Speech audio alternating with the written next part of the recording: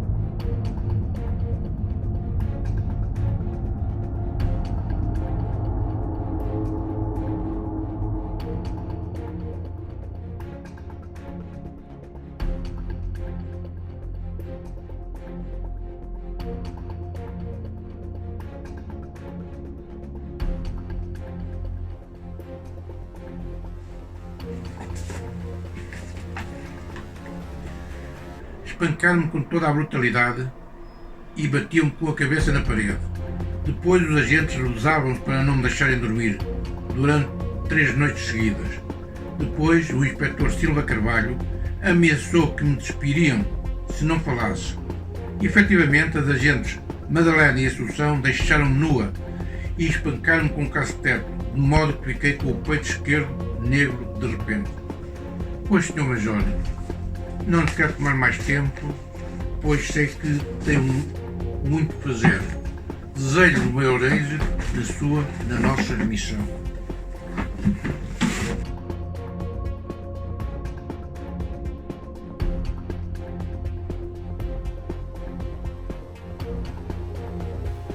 Os meus longos anos de vida significam que, efetivamente, durante bastante tempo, vivi no regime ditatorial.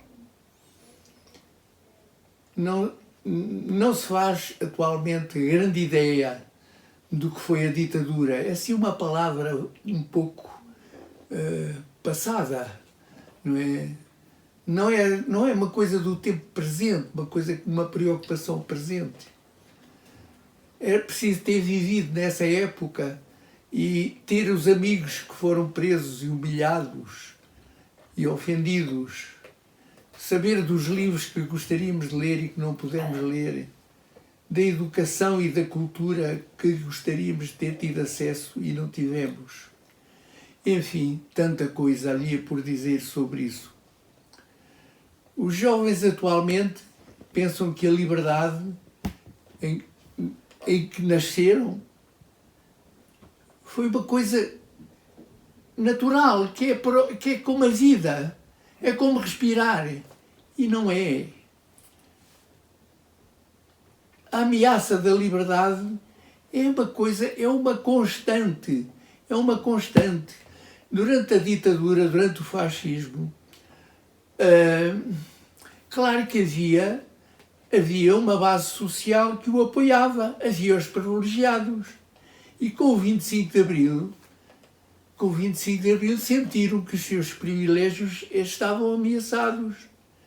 E então deixaram grande sementeira, não é? Grande sementeira para realmente poderem colher no futuro, recuperar os benefícios que tinham perdido. Não é? É, portanto, uma permanente ameaça que paira sobre nós. E temos que estar acordados para realmente saber resistir e saber defender a liberdade contra essas forças que continuam amoitadas à espera da sua oportunidade. Não é? Logo a seguir ao 25 de Abril, houve uma primeira ameaça. Todos se lembram, com certeza, do general que negociando, comprometendo-se com alguma coisa, pretendia que tudo ficasse na mesma, não é? E o que ele pretendia, afinal, era manter a polícia política e manter a grande parte dos presos políticos nas prisões. A resistência dos capitães de Abril, a oposição que fizeram, ou por outra, o não cumprimento das ordens do general, fez com que, efetivamente, o 25 de Abril fosse por diante e os ideais viessem a ser realizados. Mas foi uma primeira e grande ameaça que sofremos então. Claro, outras ameaças têm surgido sempre e é preciso estar atento para resistir e combater tais ameaças. O fulano norueguês que se opôs, que conseguiu que a Alemanha não produzisse a bomba atómica durante a Segunda Guerra Mundial e que se sacrificou por isso, ele dizia que os jovens, principalmente os jovens, têm que estar preparados para resistir e lutar em defesa da liberdade e da democracia. Não é? É preciso lutar para ser livre. Não é deixando de navegar nas águas mornas em que muitas vezes os políticos nos querem encurralar, não é? E é preciso estar sempre atento para defender e continuar a senda da liberdade. A liberdade, nós sabemos perfeitamente pela história que a liberdade é uma coisa que vem de há séculos. As pessoas viviam sempre com grandes limitações na sua vida por razões do poder. A conquista da liberdade foi feita ano a ano, de grau a degrau, ao longo de séculos. Chegámos aqui, mas ainda é preciso andar em frente.